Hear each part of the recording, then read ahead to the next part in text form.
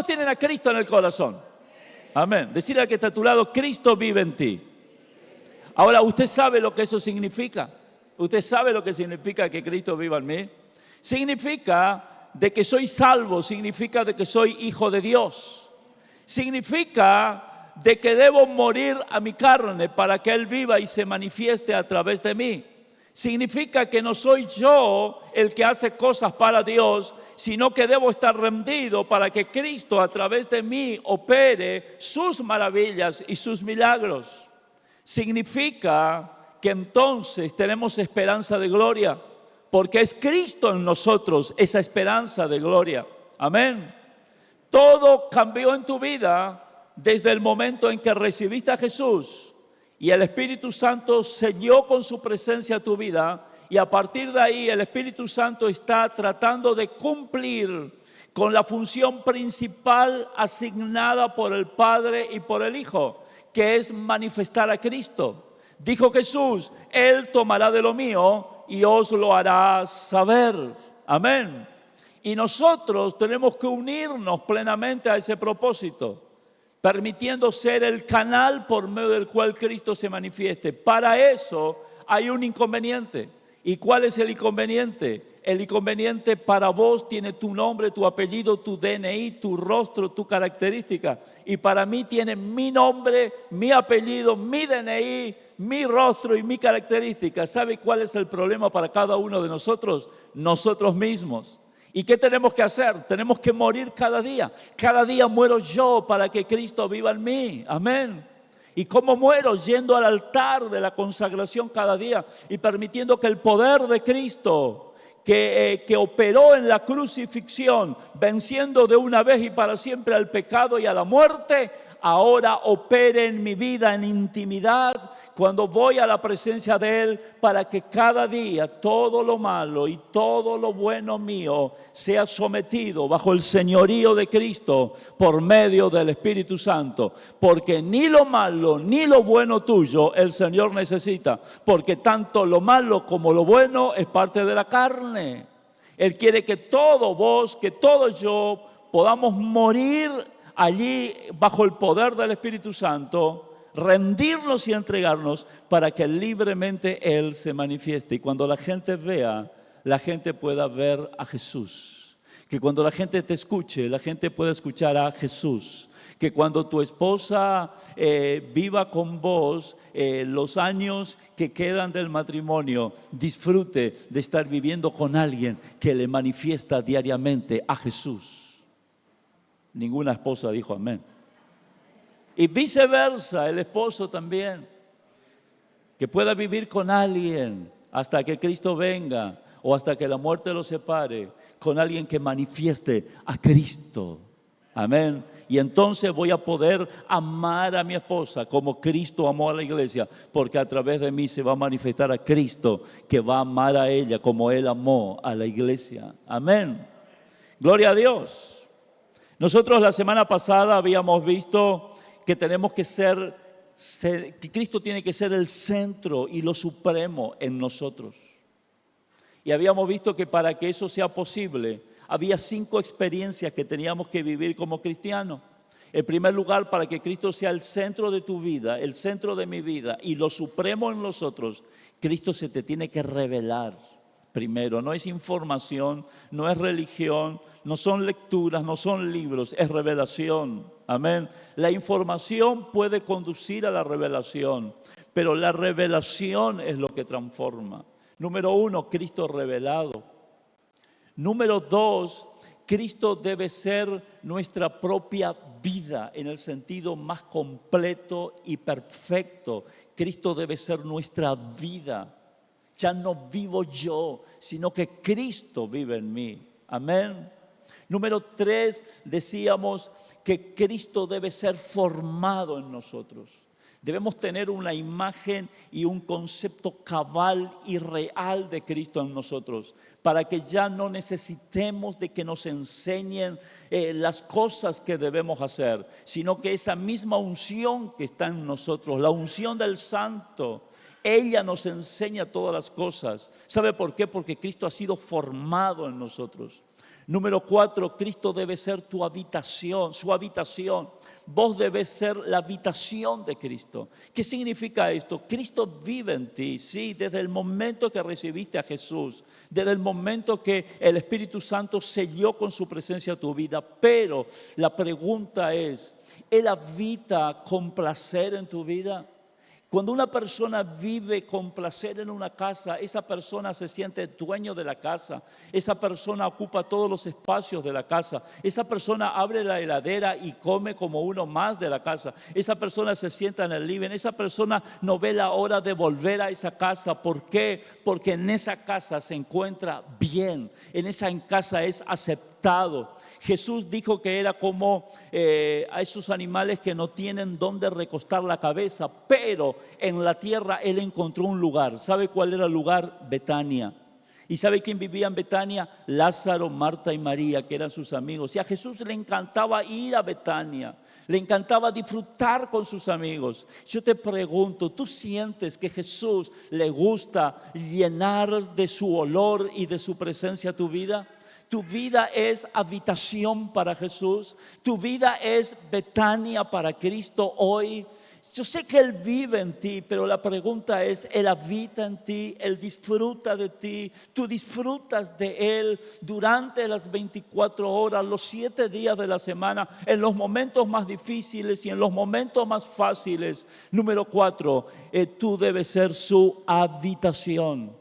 Y número 5, para que Cristo sea el centro y lo supremo, debemos tener la esperanza de que Cristo en nosotros se va a glorificar un día.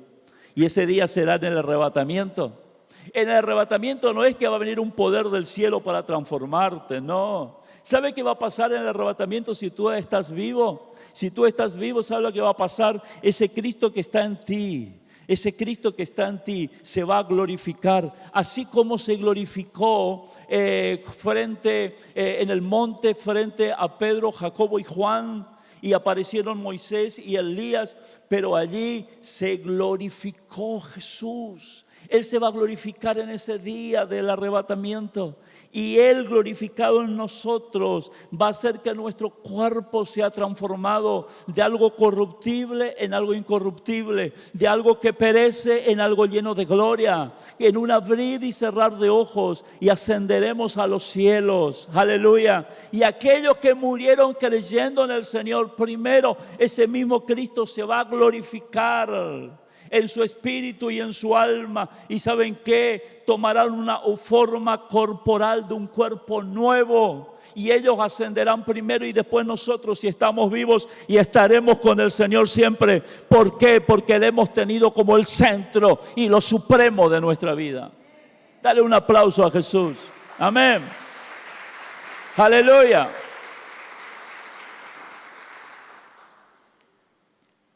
Y lo que vendría como segunda parte de esta serie de prédicas es que ahora debemos entender también que el centro y lo supremo de Cristo debe estar en la iglesia. Todo lo que te dije anteriormente es la primera parte, el centro y lo supremo en el individuo, en cada cristiano. Pero también tenemos que entender cómo Cristo debe ser el centro y lo supremo en la iglesia, en la congregación. ¿Es Cristo el centro y lo supremo en CBC? ¿Es Cristo el centro y lo supremo en la iglesia de Argentina del 2024? ¿Estamos viviendo esa centralidad como iglesia? ¿Lo estamos entendiendo? ¿Lo estamos manifestando? Bueno, todas esas preguntas va a quedar para que la empecemos a contestar el domingo que viene. Porque hoy quiero tocar otro tema. Usted ya anotó ya tema de hoy, la centralidad en la iglesia, ¿no? Eso lo vamos a ver el domingo que viene. Hoy yo quiero hablarte de algo que va relacionado a lo anterior. Quizás estuvimos viendo lo anterior y algunos, haciéndose un autoexamen, se encontraron frustrados y se encontraron mal. Hoy yo quiero hablarte un poco de evaluación. Evaluación. No voy a decir que levante la mano, pero ¿habrá alguno aquí que le gusta ser evaluado? Y la prueba ya queda demostrado cuando íbamos a primaria o secundaria. No sé si a usted le pasaba, pero a mí me pasaba, que llegaba el profe y decía, evaluación del día. Oh. Y nosotros decíamos, profe, ¿usted no nos avisó? ¿Y por qué tenía que avisarle? Me decía. Usted tiene la obligación de estudiar todos los días. Saquen una hoja. ¿Cómo hacemos? A nadie nos gusta ser evaluado, pero ser evaluado es una necesidad. Y aunque no nos gusta ser evaluado, quiero decirte que constantemente somos evaluados. Constantemente vos y yo somos evaluados. Somos evaluados por el círculo que nos rodea. Y construyen a partir de lo que ven y escuchan de nosotros un concepto. ¿Sí o no? Somos evaluados por gente que ni nosotros conocemos. ¿Sabe que a mí me pasó muchas veces de encontrarme con gente que no conocía y me decía, ¿usted es el pastor Hugo Núñez? Sí, yo lo conozco a usted. Pero yo no lo conocía. Yo sé lo que ustedes están haciendo. Yo sé la iglesia donde está. Esa gente que uno no conoce, igual de alguna manera te conocieron y te están evaluando. Vos mismo, aunque no te gusta que te evalúen, hay una cuestión de orgullo ahí. El humilde acepta y el humilde busca ser evaluado, porque en la evaluación uno puede aprender. La evaluación en los procesos de enseñanza y aprendizaje no es una instancia final nada más, sino que también es una parte de los procesos de aprendizaje. ¿Sabe cuántas respuestas correctas me aprendí en un examen? Primero, porque tuve que repensar para encontrarla. Y segundo, si me fue mal, después la miré y dije, de esta no me olvido. O sea que la evaluación es necesaria para el aprendizaje. Y aunque vivimos por el orgullo propio, que tenemos que desterrarlo, muchas veces con el temor a que nos evalúen, nosotros también nos seguimos evaluando. Y si hay alguien tirano contra uno mismo, es uno mismo. Y hoy yo quiero hablarte un poquito de evaluación. Y vamos a la Biblia en el libro de San Juan. San Juan capítulo 21. San Juan 21, versículo 1. Dice así. Después de esto Jesús se manifestó otra vez a sus discípulos junto al mar de Tiberias. Y se manifestó de esta manera. Estaban juntos Simón Pedro, Tomás llamado el Dídimo, Natanael de Caná de Galilea, los hijos de Zebedeos y otros dos de sus discípulos. Simón Pedro les dijo, voy a pescar. Ellos le dijeron, vamos nosotros también contigo. Fueron y entraron en una barca y aquella noche no pescaron nada. Cuando ya iba amaneciendo, les presentó Jesús en la playa. Se les presentó Jesús en la playa. Mas los discípulos no sabían que era Jesús. Y les dijo, hijitos, ¿tenéis algo de comer? Le respondieron, no. Y él le dijo, echad la red a la derecha de la barca y hallaréis. Entonces la echaron y ya no la podían sacar por la gran cantidad de peces. Entonces aquel discípulo a quien Jesús amaba dijo a Pedro, es el Señor. Simón Pedro, cuando oyó que era el Señor, se ciñó la ropa porque se había despojado de ella y se echó al mar. Y los otros discípulos vinieron con la barca, arrastrando la red de peces, pues no distaban de tierra sino como 200 codos. Al descender a tierra vieron brasas puestas y un pez encima de ellas y pan. Jesús le dijo, traed de los peces que acabáis de pescar. Subió Simón Pedro y sacó la red a la tierra llena de grandes peces, 153, y aun siendo tantos, la red no se rompía. Le dijo Jesús, venid, comed, y ninguno de los discípulos se atrevía a preguntarle, ¿tú quién eres?, sabiendo que era el Señor. Vino pues Jesús y tomó el pan y les dio, y asimismo del pescado. Esta era ya la tercera vez que Jesús se manifestaba a sus discípulos, después de haber resucitado de los muertos. Cuando hubieran comido, Jesús dijo a Simón Pedro, Simón, hijo de Jonás, ¿me amas más que estos? Le respondió, sí, Señor, tú sabes que te amo. Él le dijo: apacienta mis corderos. Volvió a decirle la segunda vez: Simón, hijo de Jonás, ¿me amas? Pedro le respondió: sí, Señor, tú sabes que te amo. Le dijo: pastorea mis ovejas. Le dijo la tercera vez: Simón, hijo de Jonás, ¿me amas? Pedro se entristeció de que le dijese la tercera vez: ¿me amas? Y le respondió: Señor, tú lo sabes todo, tú sabes que te amo. Jesús le dijo: apacienta mis ovejas. De cierto os digo, cuando eras más joven te ceñías e ibas a donde querías, mas cuando ya seas viejo extenderás la mano y te ceñirá otro y te llevará a donde no quieras. Esto dijo dando a entender con qué muerte había de glorificar a Dios. Y dicho esto, añadió: sígueme. Qué hermoso pasaje, qué tremendo pasaje. En un momento preparé una reflexión de este pasaje y la había titulado como Restauración en la playa. La obra de Jesús restaurando a sus discípulos en un ambiente tan especial como es una playa. Pero acá vemos a Jesús en una escena muy particular con un grupo de discípulos, pero vemos a un discípulo en especial. ¿Y ese discípulo quién era? Pedro. Y yo quiero hoy enfocarme en la vida de Pedro y en el accionar de Jesús, para que usted y yo podamos también enfocarnos en cómo Dios nos mira y de qué manera Cristo también nos evalúa. Y poder entender lo que es la gracia y poder entender lo que es Cristo en nosotros y poder mirar hacia adelante con una perspectiva correcta de fe, para poder avanzar en esta vida y en el propósito que Dios tiene para vos y para mí. La primera pregunta que yo quiero hacerme de este pasaje es: ¿quién era Pedro? ¿Quién era Pedro? ¿Sabés quién era Pedro? Muchos de ustedes lo habrán estudiado, lo habrán leído, pero vamos a hacer una pequeña reseña. En primer lugar, Pedro también era llamado Cefas, que significa Pedro. Fue uno de los primeros seguidores de Jesús. Él era un discípulo franco, ferviente. Era un discípulo extrovertido, ¿sí? Muy de los más cercanos a Jesús. Pedro era entusiasta, también era obstinado, impulsivo y a veces hasta atrevido. Así era Pedro. Si alguien se identifica, por favor, no levante la mano. Pedro tenía muchas fortalezas, pero también tenía muchos defectos, es decir, igual que yo. Simón Pedro era originario de Bethsaida y vivía en una ciudad llamada Capernaum. Estas dos ciudades estaban al costado del mar de Galilea.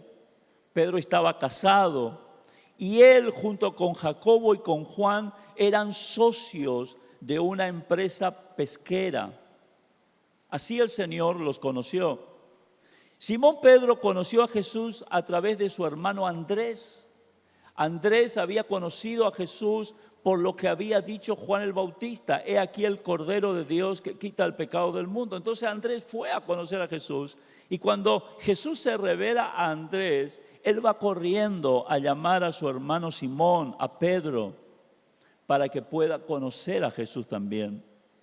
Y cuando le conoce a Jesús, Jesús le cambia de nombre. Dice: no te llamarás más Simón, sino que te vas a llamar Cefas, que en arameo significa Pedro. Pedro es en griego, Cefas es en arameo. ¿Y sabe qué significa? Roca. Más tarde Jesús llama oficialmente a Pedro y le dice: deja las redes, deja de pescar peces, porque te voy a llevar a ser pescadores de hombres. Durante 3 años Pedro vivió como discípulo del Señor. En ese grupo de discipulado Pedro era un líder nato, ¿sí? Se convirtió muchas veces en el portavoz del grupo. Pedro tuvo una revelación muy particular. Cuando Jesús pregunta: ¿y ustedes quiénes dicen que yo soy? Pedro levanta la mano y dice: tú eres el Cristo, el Hijo del Dios viviente. Y Jesús le dice: no te lo reveló carne ni sangre, sino mi Padre que está en los cielos. Pedro era parte del grupo, del círculo íntimo de Jesús, junto con Jacobo y con Juan. Solamente estos tres estuvieron presentes cuando Jesús resucitó a la hija de Jairo. Solamente estos tres estuvieron presentes cuando Jesús se transfiguró en el monte. Y solamente a estos tres, Jesús le pidió que vayan y preparen la última cena. Pedro era parte del círculo íntimo. Ese era Pedro. Y ahora nos encontramos con ese Pedro volviendo a pescar, con ese Pedro frustrado. Pero, ¿qué pasó? La segunda pregunta, o la primera pregunta que te quiero hacer a vos es la siguiente. Recién dijimos quién era Pedro, ahora yo te pregunto, y que vos te preguntes a vos mismo, ¿quién soy? Pregúntate, ¿quién soy? Hacete esa pregunta, ¿quién eres? ¿Cómo tú interpretas lo que tú eres? ¿Quién eres? Recién vimos quién era Pedro. Ahora yo quiero preguntarte a modo de reflexión, ¿quién sos vos? ¿Quién sos vos en Cristo? ¿De dónde el Señor te sacó y a dónde el Señor te llevó? ¿Quién eres? Tenemos que preguntarnos. Porque somos evaluados, tenemos que preguntarnos, ¿quién somos? ¿Quién somos? Ahora, la segunda pregunta respecto a Pedro, ¿cómo se equivocó Pedro? ¿Pedro se equivocó? Sí. ¿Vos y yo nos equivocamos? Sí. Y vaya que nos equivocamos. No diga amén, por favor. Pero nos equivocamos. Pedro se equivocó en varias ocasiones. En varias ocasiones Pedro se mostró impetuoso hasta el punto de ser imprudente. Por ejemplo, él bajó de la barca en medio de la tormenta lleno de fe. Pero después se equivocó porque empezó a dudar y a mirar las olas y la tormenta y comenzó a hundirse. Fue Pedro quien tomó aparte a Jesús para reconvenirle, para retarle en una palabra. Cuando él estaba diciendo, es necesario que el Hijo del Hombre muriese. Y fue Pedro y le dice, Jesús, que eso no te acontezca. ¿Y saben cómo le reprendió Jesús? Quítate delante de mí, ¿quién? Satanás. Le reprendió fuerte. Fue Pedro quien sugirió levantar 3 enramadas para honrar a Moisés, Elías y Jesús, cuando apareció ahí la transfiguración en el templo. O sea, Pedro en su intelecto le estaba poniendo en el mismo lugar de importancia a Moisés y Elías que a Jesús, hasta que desaparecen la figura de los profetas y solamente queda Jesús y el Padre que le dice, este es mi Hijo en quien tengo complacencia. Pedro quería vivir allá en ese cerro, pero Jesús le dijo, es necesario que bajemos. Fue Pedro quien desenvainó la espada y atacó al siervo del sacerdote, cortándole una oreja, haciendo que Jesús tenga que sanar esa oreja y decirle, guarda tu espada. Fue Pedro quien se jactó de que nunca iba a abandonar a Jesús, como los otros lo hicieron. Pero cuando llevaban detenido a Jesús, le negó 3 veces. La última vez inclusive lo maldijo antes que cantase el gallo, así como Jesús había predicho a Pedro. Ese era Pedro. Le falló muchas veces. Y dice que cuando Pedro terminó de negar a Jesús, Pedro lloró amargamente. Otra pregunta de reflexión para vos que quiero hacerte en esta mañana. ¿En qué te has equivocado? Que vos puedas pensar un poquito, ¿en qué me equivoqué? En todos estos años de vida cristiana, así como Pedro, ¿en qué te has equivocado? Y que puedas hoy ser confrontado con esos momentos y con esas acciones. ¿En qué le fallaste al Señor? Después de empezar a conocerlo un día que Él se te reveló, ¿cómo te encuentras hoy? En tu relación con Él. En la sumatoria de más y menos, ¿qué tipo de saldo hay? ¿Hay saldo a favor o hay saldo en deuda, deudor? ¿Cómo estás? ¿En qué le fallaste al Señor? Vamos a la tercera pregunta. respecto al pasaje, cómo Pedro se evaluó a sí mismo. Cómo Pedro se evaluó a sí mismo. Y sabe que Pedro, ahí en el libro de Juan que leímos, el versículo 21, dice, después de esto, Jesús se manifestó otra vez a los discípulos junto al mar de Tiberias y se manifestó de esta manera. Mira lo que había pasado. Estaban juntos Simón Pedro, Tomás llamado el Dídimo, Natanael de Caná de Galilea, los hijos de Zebedeo y los otros dos de sus discípulos. Simón Pedro les dijo, voy a pescar. Ellos le dijeron, vamos nosotros también contigo.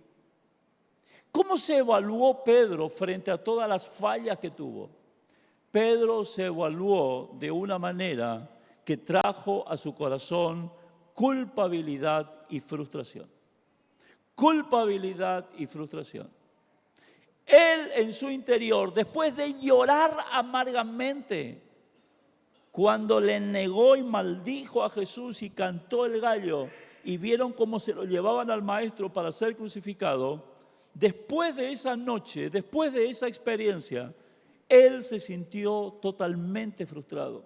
Él hizo una evaluación de sí mismo y yo me imagino que con términos nuestros él habrá dicho, yo no sirvo para discípulo. Le fallé, le negué, maldije. ¿Cómo pude haber hecho eso? Y Jesús que decía que yo iba a predicar la palabra, que iba a ser su representante, su discípulo, pero yo le fallé. Y vino sobre él culpa y vino sobre él condenación. Y él quedó enredado en ese sistema evaluativo sin salida y se llenó de frustración a tal punto que decidió volver a hacer lo que antes hacía, ir a pescar. Y él habrá dicho, yo no sirvo para discípulo, no sirvo para pastor, no sirvo para líder, no sirvo para representante de Cristo. Voy a volver a hacer lo que antes hacía. Y al menos en eso la cosa funcionaba. Voy a volver a pescar. Pero dice que tuvieron toda una noche. ¿Y qué pasó? No pescaron nada. Tanta era la frustración de Pedro que ni los peces se acercaban. Pero qué interesante que Pedro con su frustración arrastró a un grupo de discípulos. Muchas veces en la vida nos evaluamos de tal manera que quedamos enredados en un punto, patinando en un momento de frustración, de culpa, de condenación y terminamos afectando a nuestro círculo íntimo. Terminamos afectando a nuestra familia, terminamos afectando a los que estamos dirigiendo en ese grupo pequeño, terminamos afectando a todo lo que hacemos, aún en nuestro trabajo. Un frustrado, excelente pesquero, pero frustrado no pescó nada.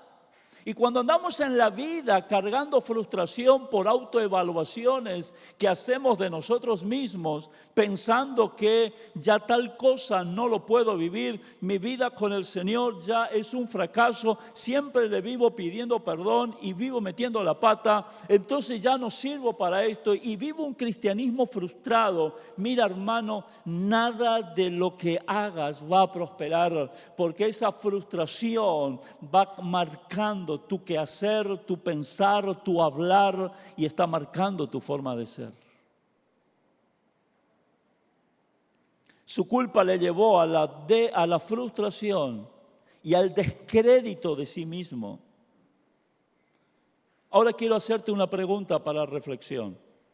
¿Cuál es la evaluación que te estás haciendo de vos mismo? ¿Cómo te estás evaluando? Si pudieras escribir en una carilla qué notas de vos y cómo te evaluás, ¿qué pondrías? ¿Qué pondrías? Al leer esa respuesta, ¿qué produciría? ¿Ánimo o desánimo? ¿Esperanza y contentamiento o frustración y estancamiento? ¿Qué produciría? ¿Cómo estás hoy pensando y evaluando tu accionar hasta el día de hoy? ¿Cómo estás? Yo quiero que pienses. Porque todos nos evaluamos y todos sacamos una conclusión de nuestra propia evaluación.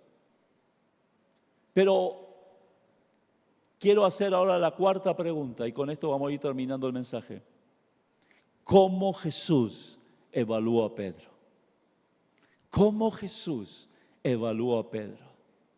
Porque tal cual Jesús evaluó a Pedro, hay un indicativo, hay principios de cómo Él te evalúa a vos y cómo Él me evalúa a mí. Aleluya. Gloria a Dios. Jesús, al evaluar a Pedro, tuvo un accionar y un punto de vista muy distinto a Pedro. Muy distinto. ¿Cuál fue el accionar de Jesús? Número 1, lo buscó. ¿Qué hizo Pedro? Huyó.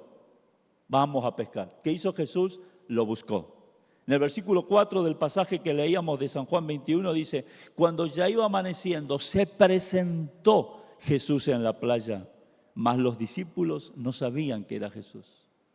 Primer accionar, Jesús nos busca. Jesús siempre te está buscando.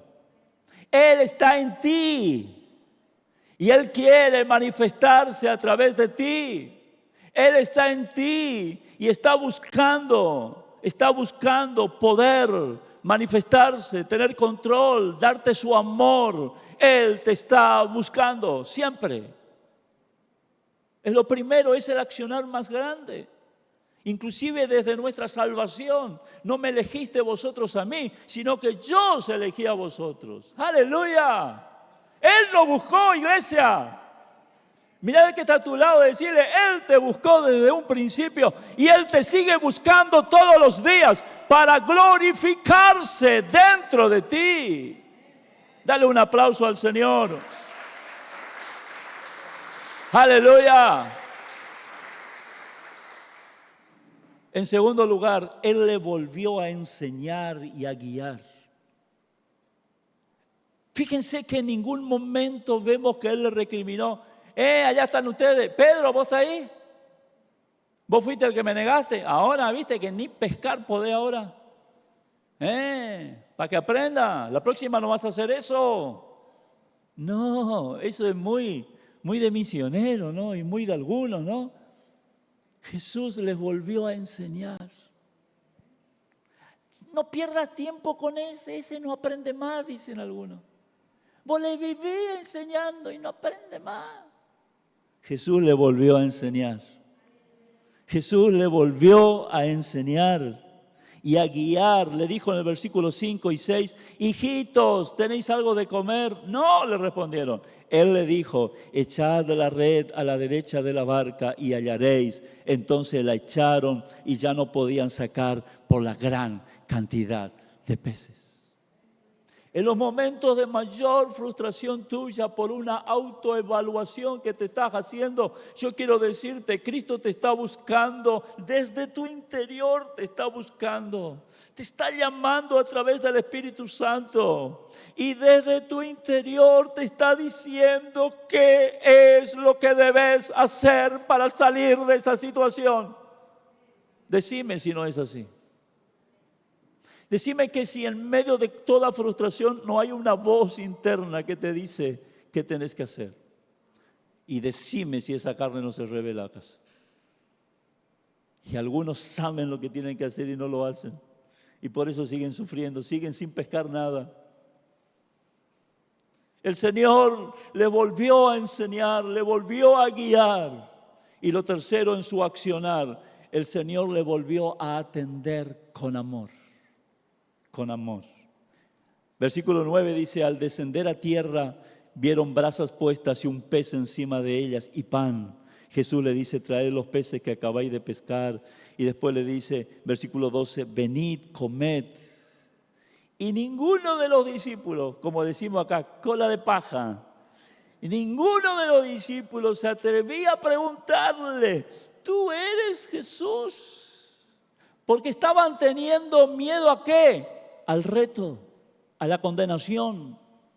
Pero Jesús le atendió con amor. Vengan, coman. Acá le hice un pescado a la parrilla, un dorado ahí a la parrilla, con unos pancitos ahí de la panadería de Mirta y de Ariel, Cope, ahí a la parrilla, acá está, vengan y coman. No les habló del pasado.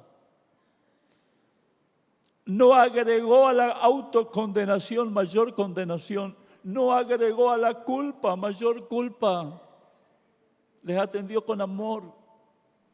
Oh, como Jesús, no hay nadie. Cuánto amo a Jesús por lo que Él es.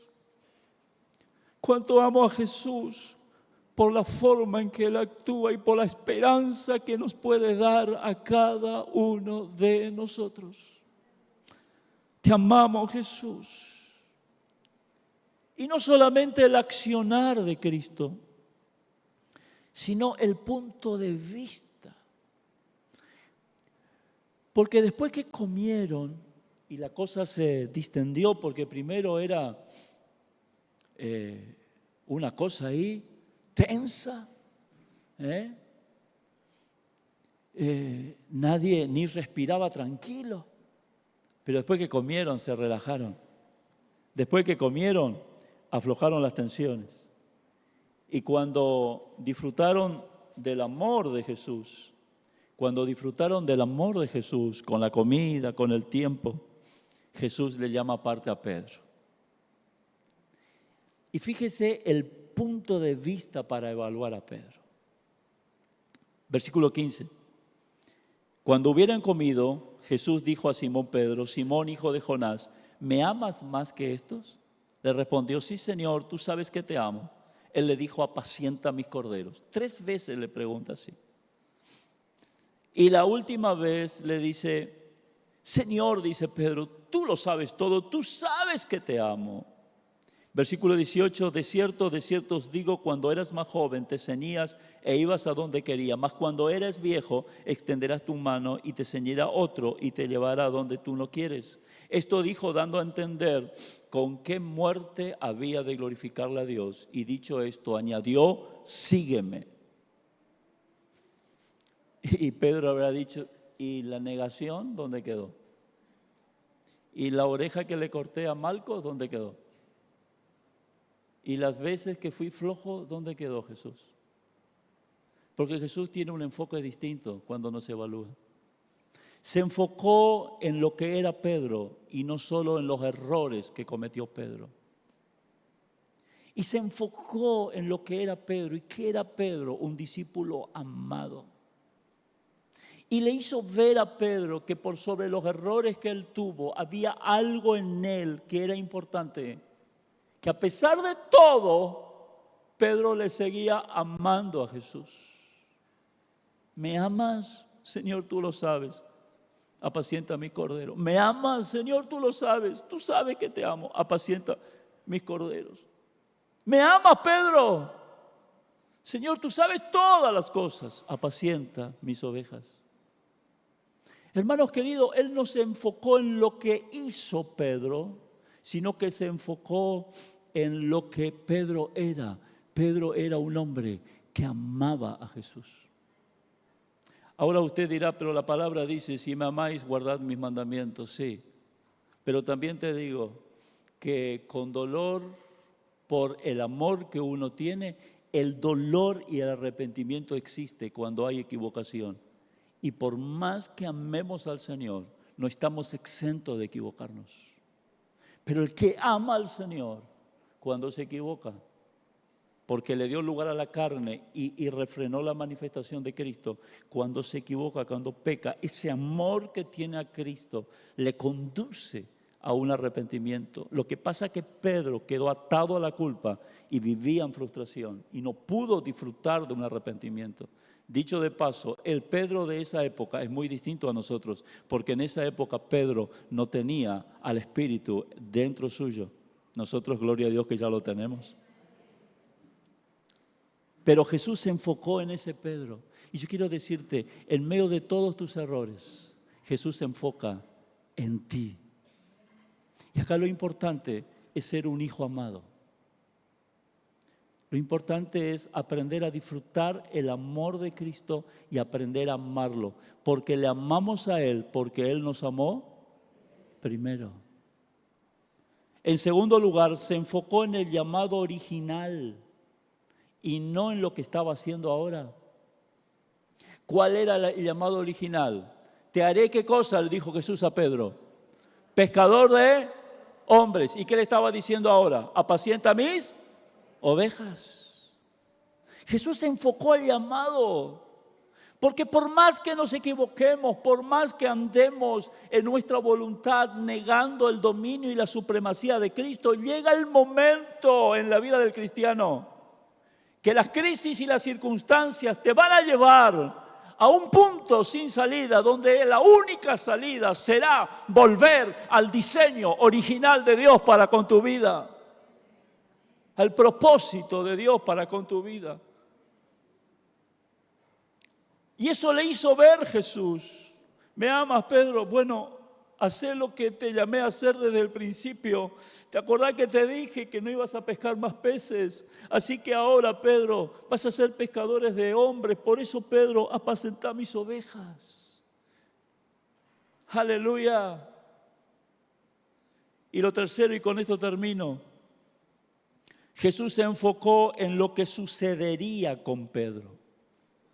Y no solo en lo que hoy Pedro estaba viviendo. Hoy Pedro, ¿qué estaba viviendo? Frustración, volvió a la pesca, se había apartado. Pero ¿qué le dijo Jesús a Pedro? Cuando eras joven, hacías lo que querías. En esa forma metafórica le estaba diciendo, así es tu vida ahora. Pero cuando uno es viejo, uno no puede caminar solo, entonces uno extiende la mano y hay alguien que te lleva. Y ese alguien a veces te lleva por donde vos no querés, pero ya no dependés de vos, sino que dependés de ese otro.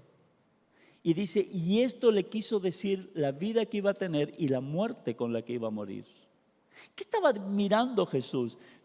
Jesús estaba mirando en un Pedro después de Pentecostés, en un Pedro lleno del Espíritu Santo, que iba a servir a Dios de una manera especial y única, y que aún iba a estar dispuesto a morir por Él en una cruz. Aunque le pidió Pedro que lo crucifiquen, invertido para no ser parecido en la muerte a Jesús.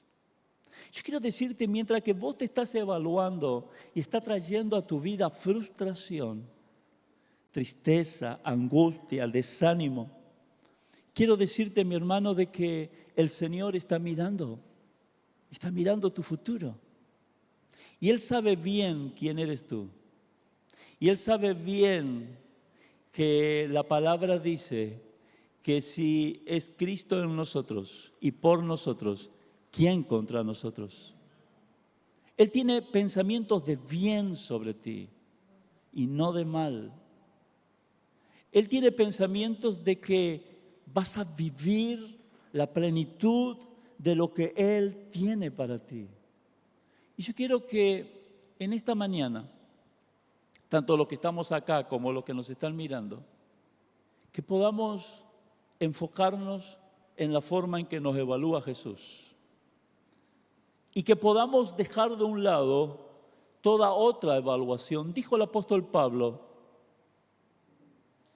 yo no tengo temor de ser evaluado por tribunal humano, ni siquiera yo me evalúo a mí mismo, sino que el que me evalúa es el Señor. Y quiero decirte, mi amado, mi amada, de que Cristo está en vos. Y todo lo que estamos buscando entender y tener revelación en la palabra de Cristo en nosotros, es para ti, es para mí, es para cada uno de nosotros. Pero puede ser que en el andar cristiano has vivido una vida donde tus acciones han dejado mucho que desear y te sentís frustrado. Quizás nadie lo sabe, pero dentro tuyo hay una frustración por cuestiones muy privadas, muy familiares, muy íntimas, muy personales, en la forma en que conviven como matrimonio, en la forma en que conviven como familia, en tus negocios, en tu trabajo, en tu mente, en tu sentir. Y todas esas cosas erróneas y equivocadas, tú te examinas y dices, pero ¿cómo el Señor va a hacer algo conmigo? Hoy yo quiero invitarte a que dejes de un lado ese sistema de autoevaluación y que te enfoques en Jesús. Jesús te está buscando. Jesús te va a fortalecer y alimentar. Jesús te va a abrazar con amor. Jesús va a mirar en vos que a pesar de todo, eres un hombre o eres una mujer que le ama, que le ama. Él hará brillar en tu mente el llamado como al principio, diciendo, te haré pescadores de hombres. Y Él llenará de su espíritu para manifestarse una vez más en ti. ¿Cuántos dicen amén? Quiero invitarte a que te pongas de pie, por favor. Y que ahí donde estás, y los que están mirándome allí en el lugar de su casa, frente a ese dispositivo, podamos pensar un poquito en nuestras vidas. Y cuando vos vuelvas a tu casa, yo quiero que lo hagas con detenimiento y que apartes un tiempo para orar y hacerlo con detenimiento. Pero ¿cómo sos evaluado por vos mismo? Y que en este momento puedas enfocarte en Jesús para dejar ese sistema de autoevaluación y abrazar la gracia de Cristo. Abrazar el amor de Cristo. Abrazar esa promesa de Cristo, ese llamado de Cristo para tu vida.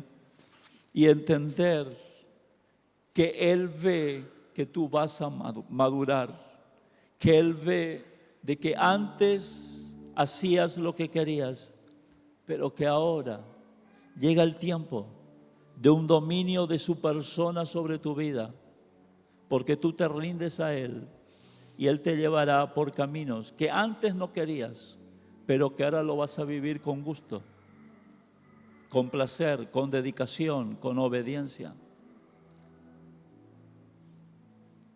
Que toda condenación y frustración se disipe en esta hora por la gracia y el amor de Cristo. Por la gracia y el amor de Cristo. Todos con los ojos cerrados, por favor. Y allí donde estás, si tú eres una persona que ha batallado como Pedro con esa frustración, levanta tus manos, por favor. Y deja que sea el Espíritu Santo trayendo sanidad y libertad. Que esa frustración no sea un impedimento más para que la manifestación de Jesús sea una realidad en tu vida. Padre, mira estas manos levantadas. Hombres, mujeres, hijos e hijas tuyas. Señor, que te están diciendo, acá estoy. Sé que tú me evalúas de una manera distinta. Sé que tú tienes puestos los ojos en mí y que tú crees en mí. Por eso hoy tomo esta palabra y rechazo toda frustración, toda culpa. Rechazo todo poder de condenación que me he autoimpuesto. Toda imagen de fracasado, de imposibilitado con la cual me etiqueté. Ahora, Padre, me declaro libre en el nombre de Jesús y vuelvo a Cristo. Vuelvo a Cristo que está en mí. Vuelvo para que Él dentro de mí se manifieste en el amor, en la gracia, en el perdón, en la fe, en la esperanza de que hay un futuro que comienza hoy, que comienza mañana, para vivir perfectamente su voluntad. Hoy me vuelvo a Cristo que está en mí, para volverme a la esencia de mi llamado, a la esencia de mi propósito. Oh Jesús, dile al Señor: Jesús, tú sabes que yo te amo. Dile, dile. En medio de toda culpa y de frustración, la sangre de Cristo nos limpia de todo pecado. Pero tú diles: tú sabes que yo te amo. Tú sabes todas las cosas. Aunque di lugar a la carne, aunque me equivoqué, tú sabes que yo te amo. Tú sabes. Por eso hoy, acá estoy. Oh, ricabandara la ba ba ba ba ba. Tiempo nuevo para ti, varón. Tiempo nuevo para ti, mujer. Tiempo nuevo. Tiempo donde la gloria de Dios se va a manifestar como nunca antes a través de ti.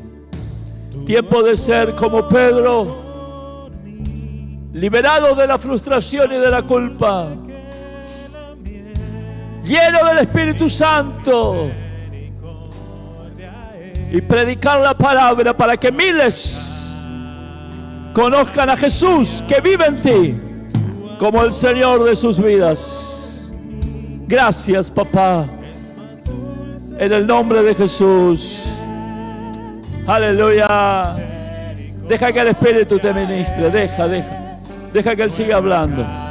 Que Él siga hablando. Que Él siga hablando. Que Él siga hablando.